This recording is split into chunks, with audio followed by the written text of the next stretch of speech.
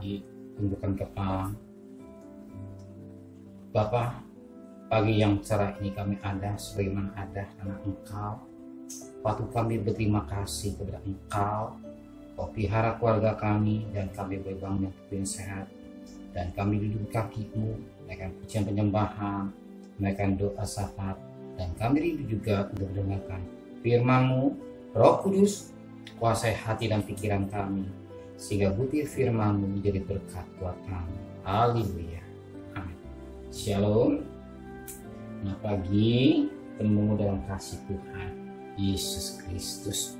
Hari kita akan membaca Yeremia pasal pertama, ayat pertama sampai ayat yang ke-19.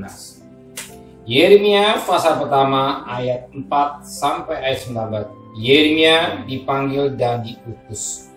Firman Tuhan datang kepadaku bunyinya, sebelum aku membentuk engkau dalam rahim ibumu, aku telah mengenal engkau. Sebelum engkau keluar dari kandungan, aku telah menguduskan engkau.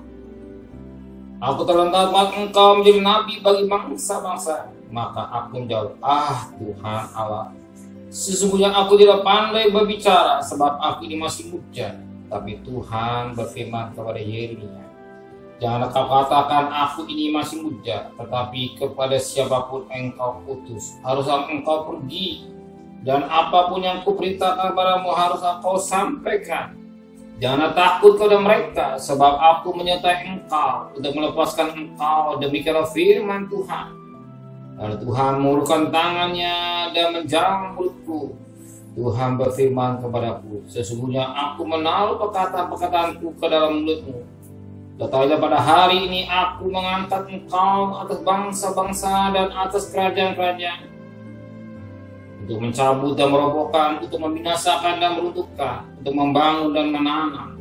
Situ Tuhan datang kepadaku bunyinya, apa yang kau lihat, hai Yeremia? Jawabku, aku lihat sebatang dahan pohon badak.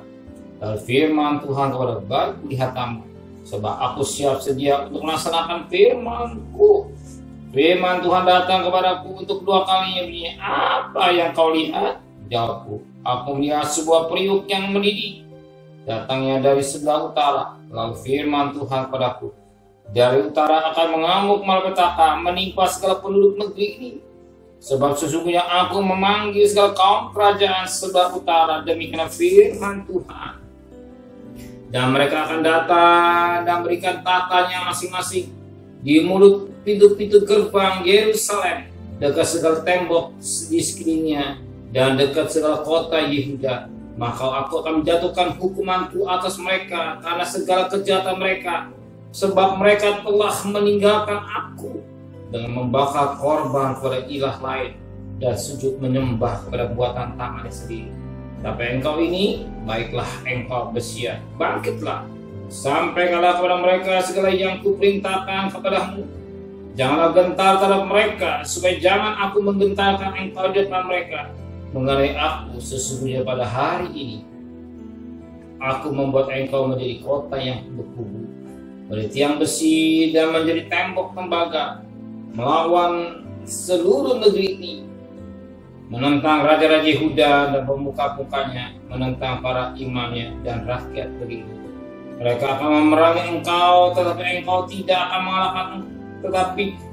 mengalahkan engkau, sebab aku menyertai engkau untuk melepaskan engkau. Demikianlah firman Tuhan.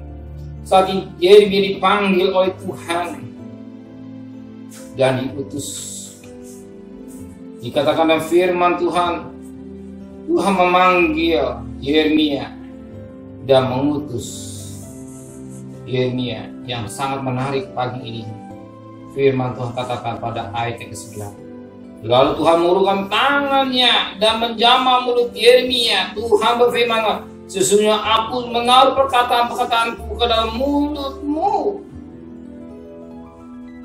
Tuhan memakai mulut kita sebagai alat Tuhan, sebagaimana amanat agung dalam Matius 28 ayat 19 sampai 20.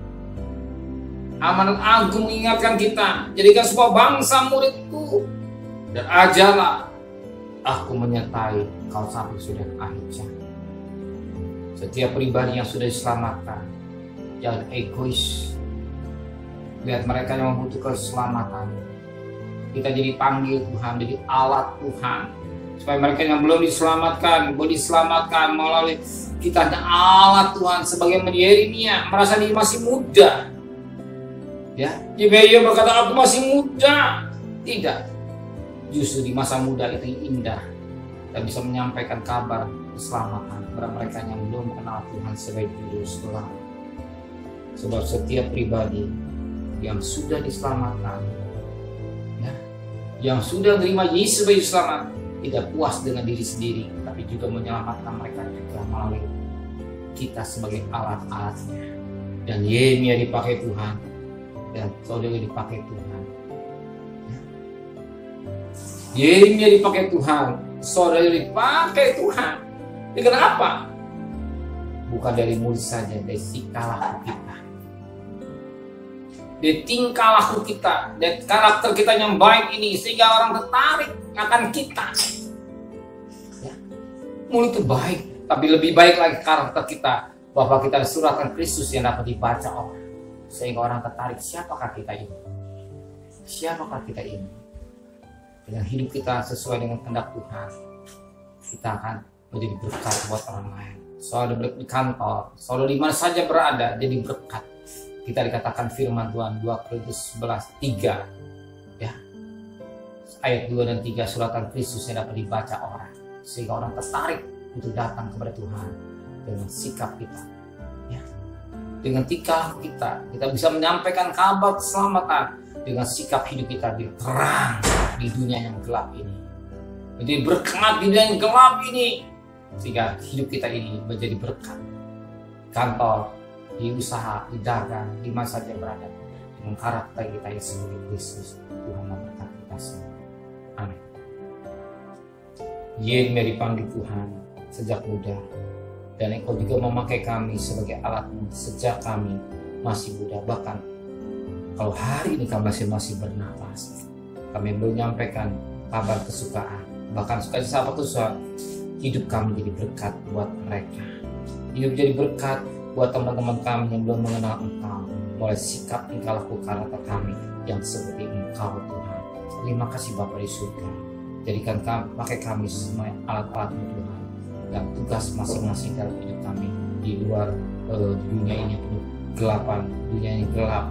Dengan kami, sebab kami sehingga kami terang, sebab kami tidak punya terang, tapi ketika kami terima Engkau Juru Selamat, kami jadi terang. Biar terang hidup kami menjadi nyata, jadi berkat buat mereka semua Tuhan. Terima kasih Bapa, sebentar kami cari nafkah, sertai perjalanan kami pergi dengan selamat, pulang dengan selamat, dengan tidak kurang satu apapun juga. Rumah tangga kami tidak ada kluster keluarga, kami hanya mengandalkan pedang terlusi. Rahab Kau pelihara dengan keluarganya, Engkau juga pelihara buat kami semua Tuhan. Kami pertaruhkan hidup kami semua kepada Tuhan. Terima kasih Bapa di surga, memberikan kami pada besok pagi dan tubuh yang sehat dengan tidak kurang satu apapun juga.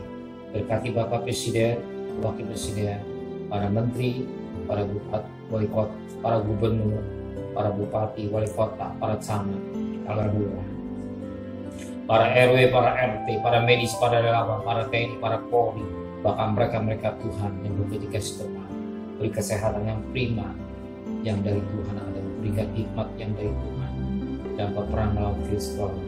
Yang sakit semakin sedikit, tapi yang sembuh semakin banyak. Jangan sampai terjadi seperti di India Tuhan. Dan kami yang mengerti dengan baik, pemerintah ada wakil Allah, dan semua demi kebaikan kami memperhatikan protokol kesehatan yang baik. Terima kasih Tuhan, terima kasih Tuhan. Dan kekasih, terimalah berkat nikmat dari Allah Bapa, cinta kasih sayang dari Tuhan Yesus Kristus, dan berkat Roh Kudus menyertai saudara hari ini sampai Maranatha, Tuhan saudara yang kita lihat. Katakan amin.